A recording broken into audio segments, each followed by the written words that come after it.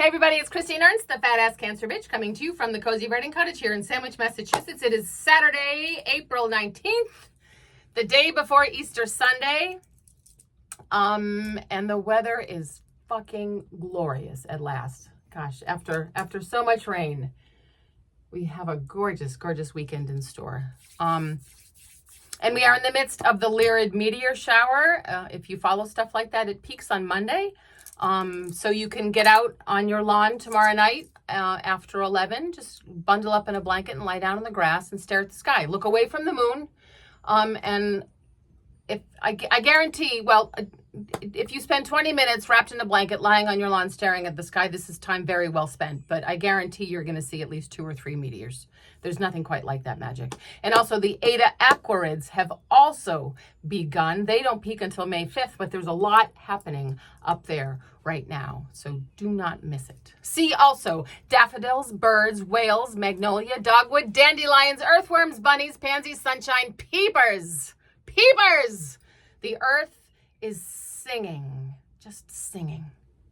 So I am inspired. And tomorrow I am reviving a tradition that went away during COVID, like so many things. During COVID, we stopped having parties and realized that we were actually quiet, humdrum homebodies who like to watch shows like the Matlock Reboot and go to bed early. This is true. Although, have you seen the Matlock Reboot with Kathy Bates? What a formulaic, predictable show. Very well executed, but predictable nonetheless. Saved over and over and over again by Kathy Bates and her wonderful, really wonderful performance. I wasn't a fan before, but I'm totally a fan now. I highly recommend Matlock. I can't believe I just said that. How old? I am officially old now, I think. Oh, I do not miss those parties before COVID, really. I don't miss those late nights. I don't miss the drinking too much, for sure.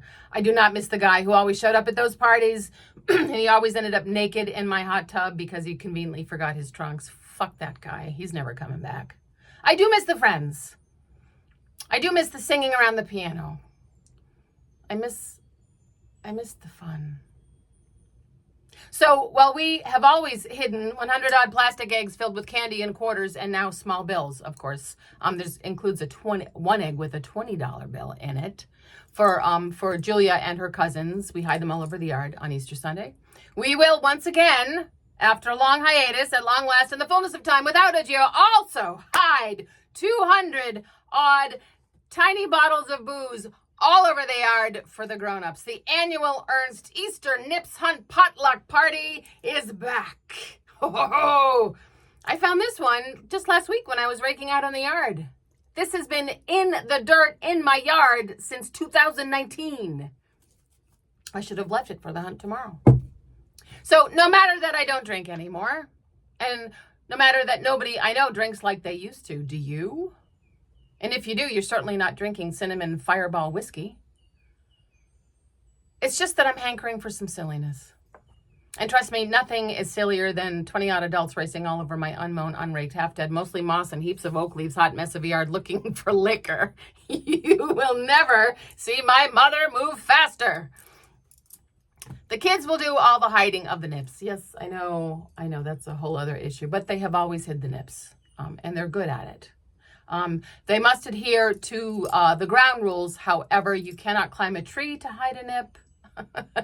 You cannot hide more than one nip in the same place. You must stay in the yard. Please don't hide liquor in the neighbor's yard. And no nips can be hidden in car tailpipes, which we learned the hard way one year. And of course, not all the nips will be found. So all summer long, I'll have the unmitigated delight of discovering a Captain Morgan spice rum in the compost, or a new Amsterdam juicy watermelon vodka and the hostas, or maybe even a much coveted and extremely rare Grand Marnier in the raised beds. Yes, I know I am glorifying the consumption of alcohol. It's a dumb expense. It's such a crass little contest. I am setting such a bad example. Blah, blah, blah. It will be so much fun. And I am so good at talking myself out of joy lately that I really need to participate in the utter absurdity of beating my brother to the 2 ounces of Rumplemints hidden in the azaleas. I just need this. It's been too long. Now, I know some surrounding communities have actually banned the sale of nips because of all the litter that they create, and the bottles are apparently too small to be effectively recycled. This is legit. I would have voted for a ban in my community as well. A friend suggested that we save all the empty bottles and collect them and like do a sculpture out of them or a craft. So I am already planning my Hillbilly chilhuli nips chandelier for the patio next year. Clearly, Easter is hardly a religious holiday in this house. And it does have its roots in an ancient Germanic spring festival celebrating fertility and new life. A movable feast as well. Its date determined by the full moon, the first Sunday after the first full moon on or after the vernal equinox. Like, that's about as pagan as it gets, right? Now, give me any celebration predating the patriarchy, and while I am here, how is there not a matching fall festival celebrating menopause? More on that later. Right now, I just want to celebrate the warming of the year, the open window, the peepers, the new green, the daffodils, the smell of the wet earth, the smell of the fomenting revolution. Christ or not, rebirth indeed. Let the games begin. So that is Easter in our house. It used to be like we did it starting like in 2002 or so, and then stopped. And I'm glad it's back. I don't know. I thought maybe instead of liquor we should be hiding like travel size shampoos and things, but somehow it's just not as much fun. I'm not going to drink them. I just want to have them.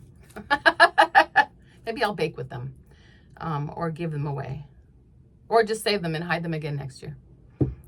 Although I do want that Hillbilly chilhuli chandelier very much now that I'm thinking about it. I have some Easter baskets to do. I do 5 baskets. I do Julia, Marnie, Milena, my mother, Mimi, my husband, Michael. And I love that almost as much as I love doing stockings and Advent gifties. I'm not religious. I'm not religious, but I'm spiritual. I am, which maybe you've gathered already, not by this one, but I do love these traditions. They just give me an opportunity to be silly and to have fun and to love my family and friends. So, I hope you are well. I hope you have some chocolate coming to you tomorrow, or maybe you're giving someone some chocolate or some wee gifties. I hope you're doing something as much fun as hiding nips in your yard and hunting for them. Take good care of yourselves. Come as you are, because you are beloved. Find some delight today. Oh, I don't have a good reason to be hopeful other than that the weather's warm. I don't find it in the news, but something's shifting. The peepers are telling me that. You are beloved. I'll see you next week.